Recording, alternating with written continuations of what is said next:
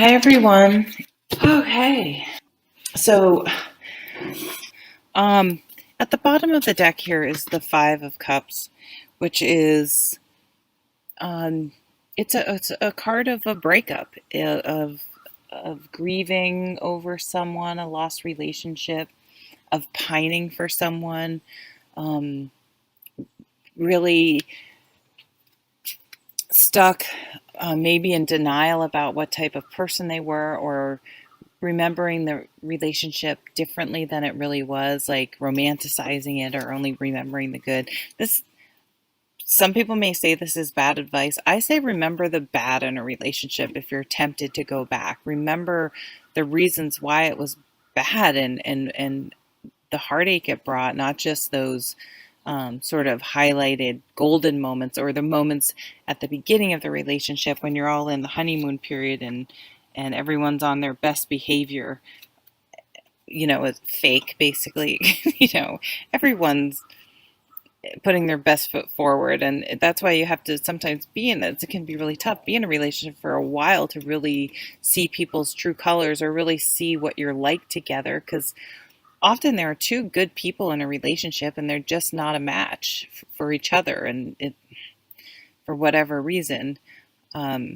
This is saying you've experienced heartache and heartbreak, and it's something I think you're still maybe don't realize how much it's affecting you, because this was a tower moment. So for me, that means it was like you were dumped and out of the blue, or you found out someone was cheating on you. It was something that really caught you by surprise. Although I think, like, in retrospect, if you really can be honest and not in denial about it, you could see, like, yeah, you probably, there were red flags that you ignored or didn't really realize, but now looking back, it's like, this that probably wasn't going to go the distance. It probably wasn't a sustainable relationship. Um, The death card is here. So the death card is, I welcome the death card in a reading. It really means it's time to put an end to any baggage from previous relationships you're carrying forward, pining for someone that didn't even treat you well in the first place, or just pining for being in a relationship and really accepting where you are at the moment and being happy with yourself. And yeah, look at, I haven't been reading what it says, but this says let go of the past, an ending that makes way for new opportunities. So I think that is definitely the key. It's like trying to change your perspective, which right smack in the middle is what the hanged man is asking you. Change how you're looking at it. It's like, you know, yes, breakups are terrible and they're tough, especially if you've been in a relationship for a really long time. But now it's like, wait, no more, there are no more excuses now. Like, well, I never joined the gym because so and so said it cost too much money, or I never did this because they never wanted to. It's like now the only excuse you have if you're not doing stuff is yourself. And so for some people that might be hard, because it's nice to have a built-in excuse for why you're not happy or why you can't do things. So this is like, you're like, now I do have the opportunity. Okay, Jen, or you, let's see you put your action here, your money where your mouth is, and let's see if live, like, challenge yourself. Hey, you have the opportunity, the time to do it. So that, I feel like this side of the spread is kind of these types of situations in the past that have sort of shook us, and we're afraid to move forward, or we're afraid to see it how it really is. Right here, though, this Queen of Swords is like, she is seeing it exactly for what it is and calling it out and cutting away all the extra, well, yeah, they may have cheated on me and did drugs, but they were good to me sometimes. She's like, oh, no, no, no, no. No. They were abusive. They were unavailable. They cheated on you. That's the bottom line, and it wasn't a healthy relationship, and time to move on. Let go of all that other stuff.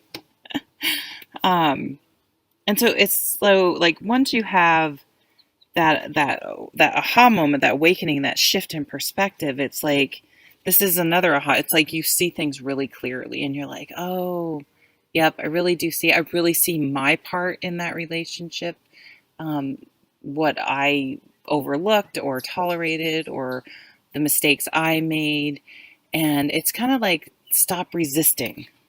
Stop resisting, really examining, accepting your responsibility for your behavior and your actions. And for me, the 10 of Swords is just like surrender. Like I'm done. I'm done. And I get it now, and I'm never going. Was that a bolt? I'm sorry. I gotta look at this bird.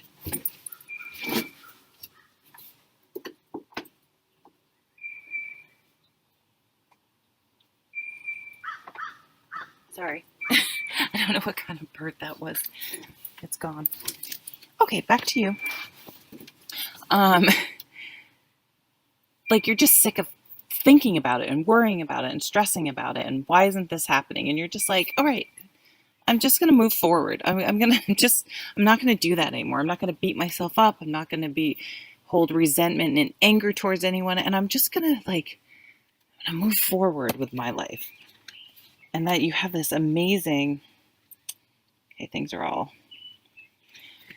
Chariot card. And this is like, I'm owning it. I'm accepting responsibility for it. And I'm setting my sights. I know what kind of person I want to be with. I know what kind of person I am.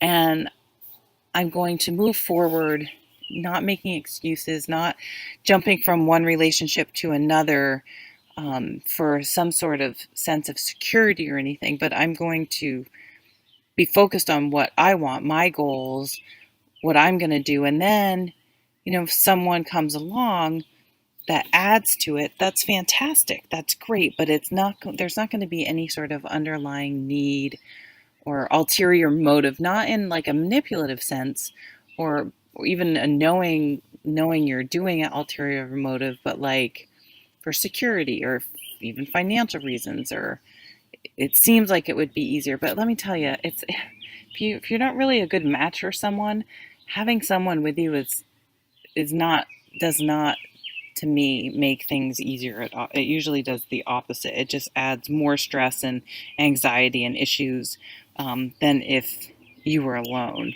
waiting for the right person.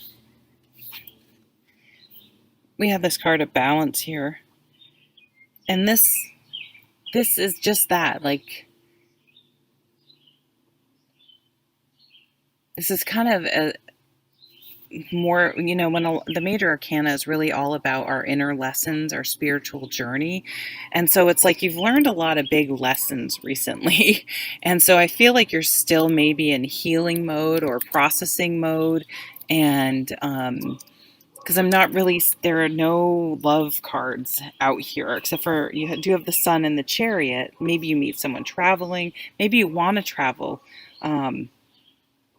But it's going to take this sort of shift in your mind and in perspective to be able to truly be ready for a new relationship. You guys may even want to move. Maybe you live where you live because of you followed a boyfriend or girlfriend, and you're like, when you start thinking about it, you're like, I don't even want to live here. So you're like, I always planned on moving to San Francisco or wherever. And so you're like, now I'm going to be spending time doing that. And then, right, so once you're back on your course after this detour and this sort of tower experience, oh my God, this says, let go of the past, let go of belief systems that no longer work for you. What does this say? This is the end of addiction or codependency, a weight lifted off your shoulders. I haven't been reading these. Success that comes from dedication and self-discipline, celebrating your accomplishments, plans that work out perfectly, amazing ideas that lead to rewards and commendations. I never use that word. Gratitude for the blessing of life. Let go of people and things that no longer serve you. Now is the time to focus on your career. So change the way you're looking at things, at your situations and action. Again, a lot of inner work happening. So this is not a very sexy reading. I don't know. Can't remember. I don't have any recollection of what your other reading was like, but a lot of healing, a lot of introspection and working on yourself. But I often find that it's those times when you're really, and you get a bonus card, that become more attractive because we're not like, there's no like desperate, we're not putting out desperate vibes or anything like that. And we're just busy like improving ourselves and working on ourselves and feeling confident and feeling stronger. It really ups our vibration, and we attract people like that. So what does this say? Notice the signs. Yes, the signs you've been receiving are heaven sent. I wonder if it's that cardinal I just saw. We drop feathers, coins, and other signs upon your path to remind you that you're loved and you're never alone, and never alone. All right, I wish that was much more fun and excitement and exciting and sexy. And hey, watch your sun, moon, rising, or Venus sign. They may have some more, something a little more love-based. But thank you for joining me, and I'll see you at the next video. Take care.